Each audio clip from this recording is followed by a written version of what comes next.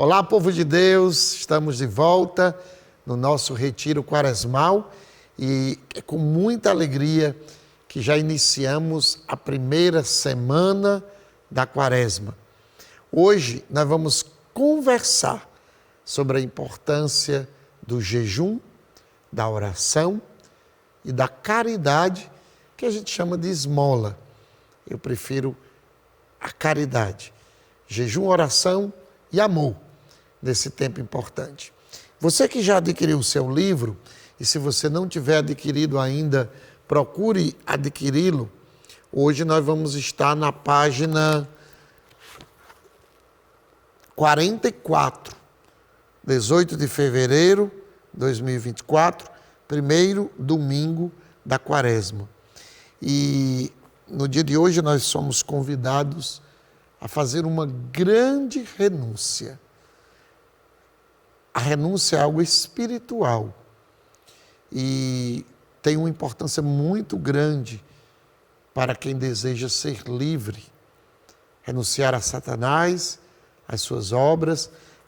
O livro vai oferecer aqui uma oração de renúncia do nosso querido Padre Léo, que está em processo de beatificação. Uma extensa oração ao medo, ao pecado, a tantas coisas que nos impedem de caminhar. Lembre-se, estamos caminhando no deserto rumo à ressurreição e à misericórdia. E vamos contar também com as 3 pedrinhas. Biblicamente falando, Davi, quando foi vencer Golias, depois dos 40 dias de desafio de Golias, ele se utilizou de 5 pedrinhas. Lá em Medjugorje, Nossa Senhora fala dessas 5 pedrinhas, incluindo aí a palavra de Deus, o terço. Mas nesse retiro quaresmal nós vamos ficar com o jejum, a primeira pedra, a oração, a segunda pedra, e a caridade, a esmola, a oferta, o despojamento. Durante essa semana nós somos chamados, meus irmãos, a conhecer a oração, a importância da oração, a importância do jejum e a importância da caridade, da esmola. Você sabia que a comunidade católica Shalom tem um projeto de promoção humana que atinge várias realidades, como jovens e adultos que desejam sair das drogas, do alcoolismo, crianças em estado de risco, órfãos, irmãos de rua. E esse projeto, ele tem um nome, o Amigo dos Pobres. Eu vou jejuar, eu vou rezar, eu vou me despojar, mas não é uma coisa intimista, não é algo para minha salvação somente. Não. Tudo isso é em benefício do outro. Ninguém se liberta para si mesmo. Ninguém vive um despojamento para conseguir outras coisas novas. Não. Tudo isso tem uma finalidade: socorrer o pobre. Primeiro, nós somos socorridos porque a maior das pobrezas, a maior das necessidades é a própria miséria humana. O pecado nos torna miseráveis. E Deus nos viu, como mostra o profeta Ezequiel, jogados, abandonados, ensanguentados, como uma criança que foi rejeitada, abortada, jogada fora. E Ele nos cobriu, Ele nos vestiu, Ele nos alimentou, Ele foi ao nosso encontro, ao encontro das nossas necessidades mais básicas e nos deu vida, nos libertou. Por isso, libertados, salvos, nós temos também a responsabilidade. Veja bem, eu quero falar diretamente a você. eu e você temos a responsabilidade de tirar outros que estão caídos na sarjeta, nas praças das cidades. E muitas vezes sozinhos nós não vamos conseguir. Por isso a comunidade, no caso da comunidade Shalom, nós temos o projeto de promoção humana, os amigos dos pobres. Se você desejar entrar nesse serviço, pode acessar com shalom.org/quaresma, que lá também você vai encontrar como você pode socorrer, ajudar tantos irmãos que vivem num estado de pobreza, de necessidade. Qual é o sentido da oração? Qual é o sentido do jejum? Qual é o sentido da esmola, da caridade? É o que nós vamos começar hoje, sendo que, como o assunto da oração é um assunto mais vasto, nós vamos então deixar para a próxima pregação esse assunto. Hoje vamos apenas dar algumas dicas, mas vamos aprofundar a oração na próxima pregação. Jesus foi ao deserto, como vimos na última pregação, levado pelo Espírito, e o Evangelho diz, e ele jejuou 40 dias e 40 noites. E ele rezou 40 dias e 40 noites. Então, o nosso modelo é Jesus Cristo. Eu tenho diante dos meus olhos, nesse retiro, não a pessoa do Padre Antônio, ou do Papa, ou de algum pregador famoso. Não, eu tenho diante dos olhos Jesus. Tem uma imagem que o nosso fundador gosta muito e que era muito presente no início da comunidade Shalom. Uma imagem de Jesus rezando. Eu acho que você agora vai lembrar. Jesus assim, prostrado, com as mãos aqui na sua testa. E o Moisés, ele já teve a oportunidade de dizer que ele gosta muito desse ícone, dessa pintura de Jesus orante. Essa é a imagem que nós devemos ter. E devemos olhar para ele como os apóstolos olharam e sentiram a necessidade de também rezar.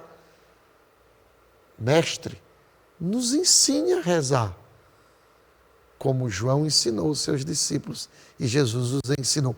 Mas Jesus os ensinou primeiro com a sua própria vida, com o seu exemplo. Jesus não disse, olha, eu estou indo para o deserto para rezar, ou ele não passava as noites ali para dar aula, não. Os apóstolos observavam. Lucas, que é o evangelista que destaca a vida de oração de Jesus, fala que ele passava as noites em oração. Então, nosso modelo de oração é Jesus. Também do jejum é Jesus. E também do amor, da caridade é Jesus. A igreja recomenda, de um modo especial, nesse tempo, a oração, o jejum e a esmola. Por que a igreja pede isso? É importante a gente ver. O Evangelho diz, se não fizerdes penitência, todos perecereis. É a palavra de Jesus, Lucas 13, versículo 3. Então, o primeiro remédio contra os nossos males, lembre-se, estamos no deserto, e no deserto com o silêncio, daí é preciso menos internet, menos celular, menos filmes, menos série, menos conversa tola, menos barulho. Quando a gente para, a gente começa a ver a nossa realidade. É por isso que a gente não consegue parar. Chega em casa, liga a televisão, liga o som, liga o computador. O barulho é como uma anestesia, mas estamos em retiro. Eu espero que você já tenha escolhido sua penitência, eu espero que você já tenha visto aquilo que tem lhe feito mal, mas e aí? Quando eu não estiver mais o dia todo no celular, quando eu não estiver mais diante da televisão assistindo série o tempo todo, quando eu não estiver mais no bar, e agora? E agora vem um olhar sobre mim mesmo que vai me fazer ver a ferida, vai me fazer ver a minha real necessidade. E o remédio, o primeiro, é a oração. Sem a oração, meus irmãos, nós não teremos forças para vencer o pecado. Jesus disse, em João 15, versículo 15, sem mim, vocês não podem fazer nada. Não adianta, tem que rezar. Sem mim nada podeis fazer. Santo Afonso Maria de Ligório dizia, quem reza se salva, quem não reza se perde. Característica da quaresma, e vamos falar na próxima semana. Mas eu perguntaria, qual é a penitência? Aí agora diretamente para você. Qual é a penitência e mortificação que eu preciso fazer nessa quaresma? O que é que eu devo fazer? Deixar de tomar refrigerante? Sair mais da internet? O que é que eu devo fazer? Resposta. A penitência que eu devo escolher é exatamente aquela que vai me ajudar a vencer o pecado. Para cada um dos pecados capitais, existe uma renúncia própria. A ira, a gula, a inveja, a preguiça, a avareza, a luxúria, a soberba. Pode observar, vai ter uma penitência. Então eu vou escolher aquela penitência que vai, como quando eu estou com infecção, o que é que o médico prescreve? Um antibiótico? Às vezes até tem que usar mais de um antibiótico para poder o antibiótico vencer a infecção, vencer a bactéria que pode me matar. E como começamos falando, o pecado é o pior dos males. O pecado é uma gangrena, é uma lepra, é uma doença terrível.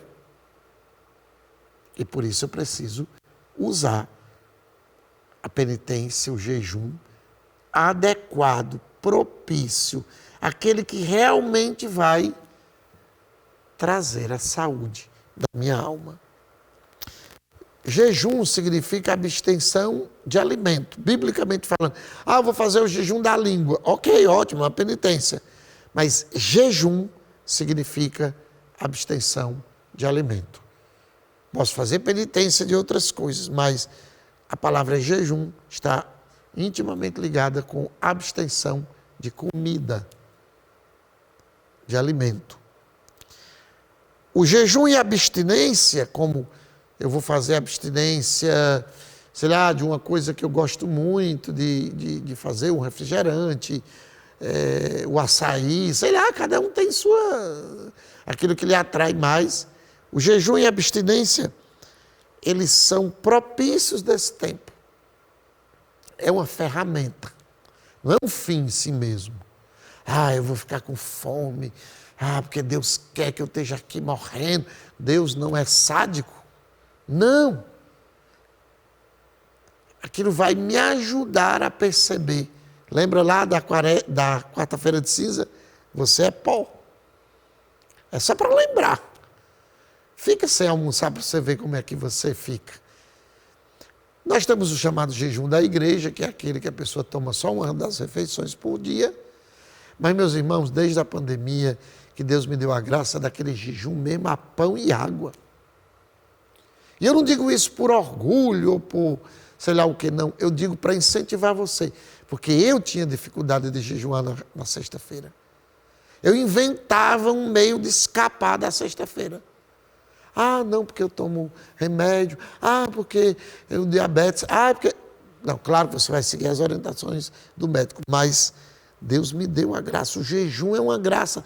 O jejum não é uma imposição que eu faço contra o meu corpo para ficar doente. Não, não é isso.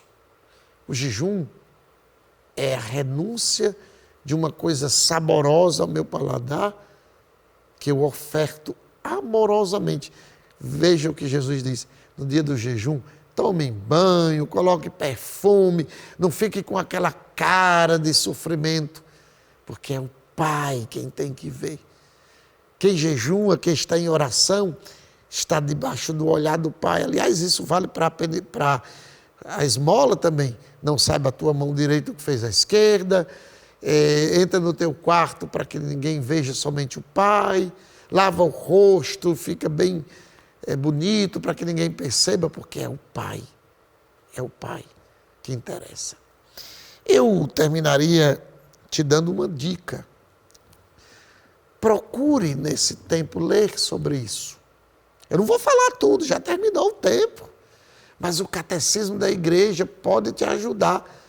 Vai lá, pesquisa no glossário, no final do catecismo, jejum, oração e esmola. E ele vai indicar vários números para você crescer. Outros livros, como o Retiro Quaresmal de Santo Afonso Maria Ligório, ou tantas outras coisas que você pode ver na própria Bíblia.